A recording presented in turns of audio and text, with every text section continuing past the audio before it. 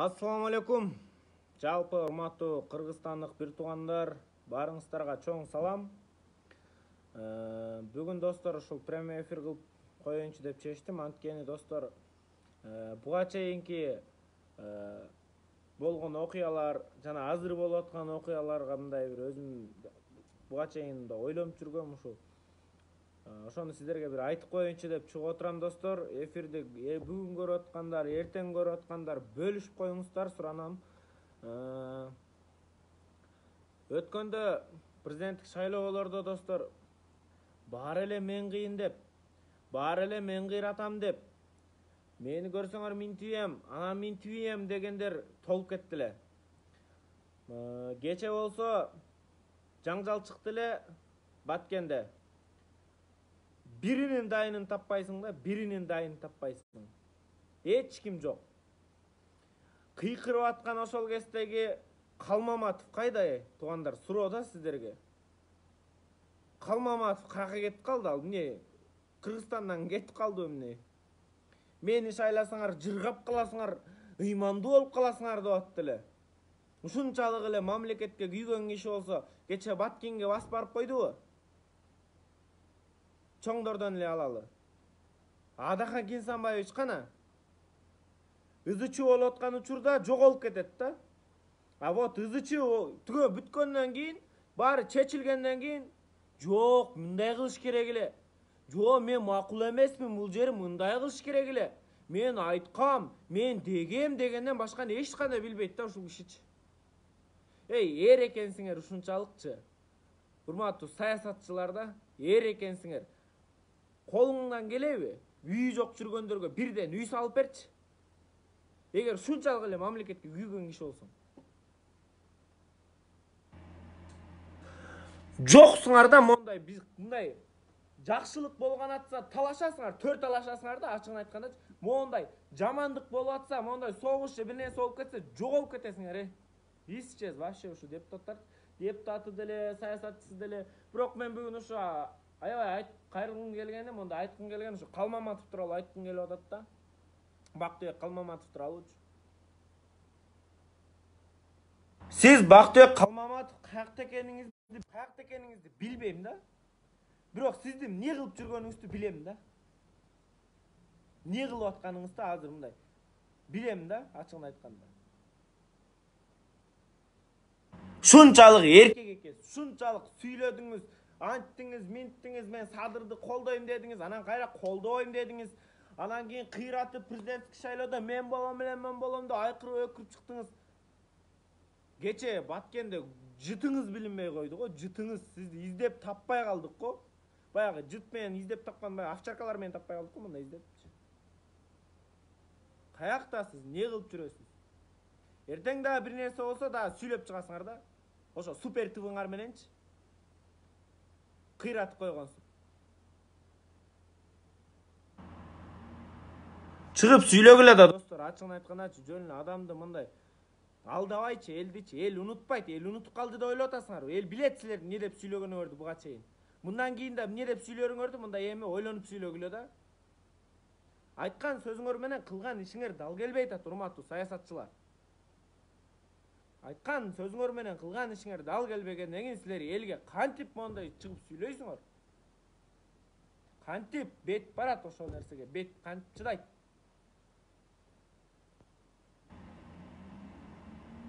Лично менин бетим чыдамак эмес ошондой нерселерге. Кече болсо айтып атасыңар, конституция болду, анан ал болду, бул болду депчи. Кана конституция деген? Конституция кабыл алгандан кийин эмне болду? Ошол байкуштар эмне болдуңар силер? Эмне болдуңар? Ошо конституция деп аткандар эмне болдуңар? Камалып кеттиңерби же сөз эркиндиги жоголуп кеттиби же бир нерсе болду? Демократия жоголду, эмне болду? Эчтеке болгон жок, эч кандай конституция жок. Ичин жакшылап окуп чыгышыңар керек. Депутаттардын саны кыскарды, вот ошого ичиңер күйдү, дагы эмне болмок эле? Одномандатный болуп калды. Баягы партия болуп өтүп жүргөн, партияга акчасын берип коюп, же элге бир салымы жок адамдар өтүп жүргөн адамдардын мындайча айтканда ичи күйдү да. Эми алар өтпөйт да.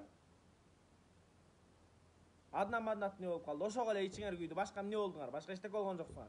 Министрлер кабинетин силер жетектебей калдыңар. Ошон үчүн силердин мындайча айтканда ичиңер күйүп атат да.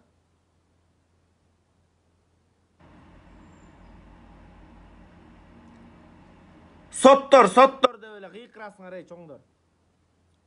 Сенин балаң эртең бирөөнү сүзүп кеткен болсочу, соттон ал жабыркаган киши эмес, ушу чоңдун баласы утуп чыгат. Неге? Анткени сотторду сатып алган ушу чоңдор. Сотту сатып алганга карапайым адамдын даремети жетпейт.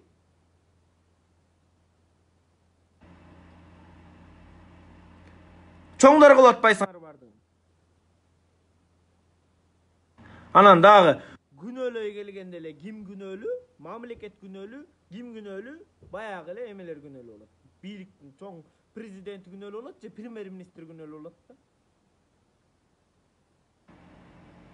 Анан жанагы боюнча айтып атасыңар, урматтуу туугандар. Казино боюнча өткөндө хайбай көтөрүйдүңөр, Казинону ким сунуштады? Силер аны колдогон кишини эмес, колдоп берген кишини эмес, силер ошону сунуштаган кишини тапкылачы. Ким колдоду? Баягы 120 чимкирик колдоду. 120 чимкирик сунуштады. Мен Садыр Нуркожоевичтин бар жогорку кеңешке кирип, шуну колдоп бергиле деп айткан сөзүн уккан жокмун мен эч кандай.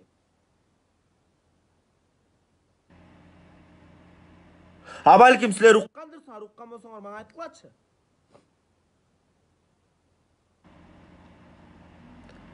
Анан могул жерден туугандар, дагы бир нерсени айта кетишим керек. Бийликке жетпей калып, митингдей ызычудай көтөрүп аткан тараптар бар. Күздө шайлоодон кийин митинг кылабыз дегендер да бар. Алар жөнөкөй карапайым эл эмес.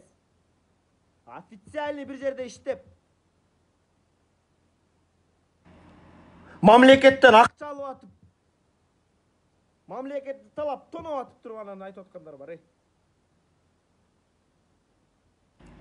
Күздө митинг кылам деп аткандар, өткөндө шайлоодо утулуп калган тарап бийлик үчүн элди силер курал кылып колдонбогула. WhatsApp группаларыңарды окуп атам. Эмне деп аттарды коюп, эмне деп силер сүрөттөрдү коюп, эмне деп элдин моюн бурмалап атканыңарды. Кичине уялсаңар болот. Силер мамлекеттин өнүгүшүн каалабайсыңар, урматтуу бир туугандар. Ошол именно ошо ызы чыгарып аткандар. Силерге ошо бийлик болсо, ошо сахары жок, уну жок, майы жок 1 килограмм. Ошол бийликке келишин күтүп отурасыңар. Ал бийликке келсе эле, как будто Кыргызстандын үстүнө жамгыр жабай, жамгырдын ордуна акча жай тургандай болуп сүйлөйсүңөр да. Как будто ошол киши келсе эле, каркыраны Казакстан кайра кайтарып, токмоктун тушун берип, маймакты берип, сок анклавын Кыргызстанга өткөрүп бере тургансып. Же Кемпироватты Кыргызстанга полный өткөрүп бере тургансып.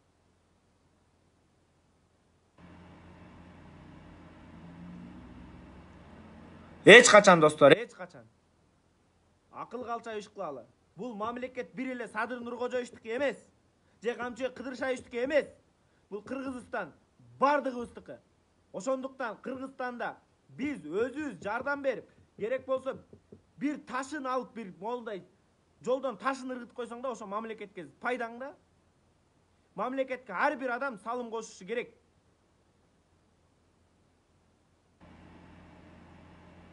Анткени ар бир адам салым кошпосо, ар бир адам мамлекетке салым кошпосо, ал мамлекетте ынтымак жок болот. Ынтымак жок жерде ырыс жок болот.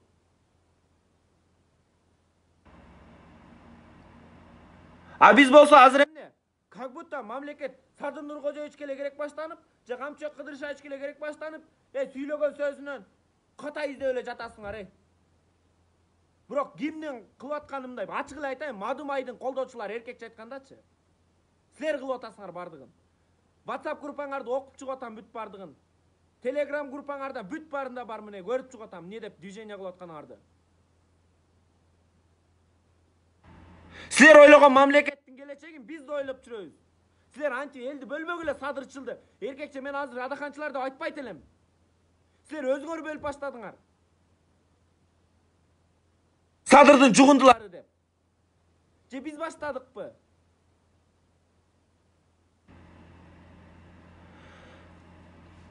Эч качан достор Аллах Тааланын алдына барганда биз жооп беребиз. Бул дүйнө аябай мындай кыска дүйнөдө достор. Качан өлүп каларыңды билбейсиң. Качан өлүп каларыңды билбейсиң.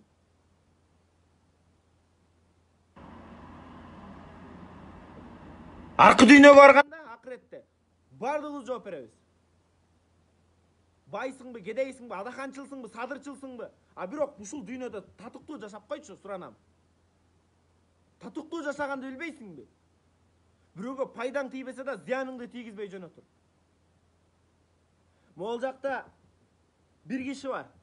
Постоянно мага жазат, сүйлөйт, сөгөт, иши кылса колунан келгенин кылат да. Анан айттым да, байке жолугалы кел. Эркекче мен бүт чындыкты билсең, эркек жанда мен болду дедим. Башка саясатка кирбейин дедим. Эркек болсоң жолугалы десем, сен жолукпай эле саясаттан кетчи дейт. Мына могул жерде көрүп жазып атат Шакен Эшматов деген Эшмат. Мындай ер болсоңор эркекче эле мына мага претензияңар болсо келгиле, сүйлөшөбүз. Эркекче мондай неме кылып элечи, орозонун күнүндө мына. Бир нерсе десең жаман көрөсүңөр да, айтканын оз жаман, ыйланын көз жаман дейт. Şu жакшылык мондай шайлоо болуп атса эле кыйкырып чыгасыңар, мындай. Мондай элин кыйналып атканда жоголуп кеткендин андай саясатчынын бизге Кыргызстанга кереги жок, ачыгын айтканда. Şu Кыргызстанды сазга тартып аткандарды азыр эсептеп берем достор, карап тургула. Биринчи эле очерут Адахан Кимсанбаевич, экинчи Калмаматов, Тикебаев, Отунбаева, Жеңиш Молдокматов деген бир тип бар ошол. Анан Рита оно гейлердин башчысы. Анан арасында калп эле жаштарбыз, анан мындайбыз, андайбыз деген баягы артист бар, ким эле актер. Эркин Нурбаев деген. Ошолор достор, башка эч ким деле кылган жок кыз үчүнүн бардыгын. Ошолордун эле SMM группасы кылып атат. Ошолор эле кылып атат башка кыз үчүн азырчы. Анан могул маалымат берип атканда контексттен бузуп элдин кыжырына тийип аткандар, алар кимдер? Маалымат кейжи, чындык неме, маалымат кейжи, ньюс кейжи, Азаттык ушулар эле болуп атат. Болду, башка ким болуп атат? Ошолор контексти маалымат абсолютно туура, бирок контекстти бергенде эл маалыматты окуйт, ишону басыпчы. Үстүндө контекстин окуйт дагы минтет. Садыр Нуркожоевич мындай деди, анан мындай кылат экен деп. Ошол нерсени башкача бересиңер да, анан элдин жини келет.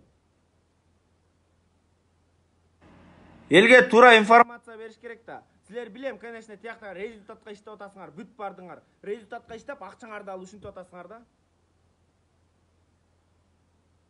Арасында кес-кесте официальный мындай элдин алдына бети чыгып калган эле каналдар барсыңар, ошолор ушундай бересиңер.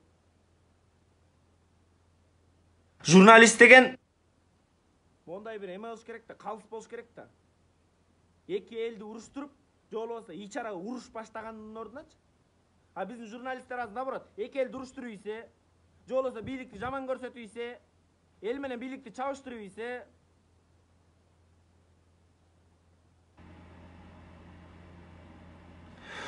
ушундай достор. Иши кылып сабырдуу бололук. Менин ушул эмем ушул позициям.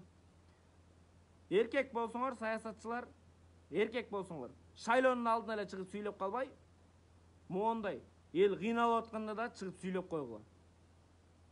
Анан жөн эле өзүңөрчө анан чыгалы, элди козутуп, бозутуп, ушул бийликке каршы урундуруп, аркы-берки кыла бербей. Кыргызстандагы ар бир революция бул Кыргызстандын жоголушуна болгон бирден тепкич жакындап берип атат. А силер аны билбей эле мамлекетим болсо, мага бийлик болсо, бийлигим болсо деп эле кыйкырып өкүрүп атасыңар. Токтотуш керек туугандар, ачыгын айткандачы.